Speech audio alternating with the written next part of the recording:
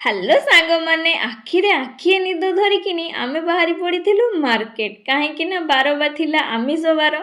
ତ ସେଇ ସନ୍ଧାନରେ ଯାଇକି ଆମେ ପହଞ୍ଚି ଯାଇଥିଲୁ ତାମ୍ର ମାଛ ମାର୍କେଟରେ। ତ ଏଠିକାର ତ ଭିଡ଼ିଓ ଆପଣ ବହୁତ ସାରା ମୋ ଭିଡ଼ିଓରେ ଦେଖିଥିବେ। ତ ସେଦିନ ଥିଲା ରବିବାର, ବହୁତ ଭିଡ଼ ଥିଲା। ତ ତାରି ଭିତରେ ମୁଁ ଛୋଟ ଛୋଟ କ୍ଲିପ୍ ଆପଣମାନଙ୍କ ପାଇଁ ନେଇଯାଇଛି। ତ ସେଠୁ ମାଛ ହେଇକା ଆଣି ଆମେ ପଳେଇ ଆସିଥିଲୁ ଲାଭା କେକୁ। ତ ଆମର ପପ୍ସ ଖାଇବାର ଥିଲା, ତ ଯୋଉଟାକି ଓଡ଼ିଶାରେ ଫେଟିସ୍ କହନ୍ତି। ତ ଏଠି ଭଲ ବେକେରୀ ବି ସବୁ ମିଳିଥାଏ।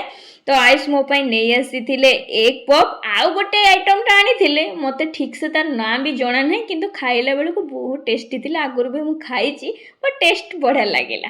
ସେଠୁ ଆମ ଗାଡ଼ି ଆସିକି ଲାଗି ଯାଇଥିଲା ତାଳସଜ ଦେଖିକିନି। ମୋତେ ଲାଗୁଛି ଚେନ୍ନାଇ ଚାଇନା ଠାରୁ ବହୁତ ଆଗରେ ଅଛି।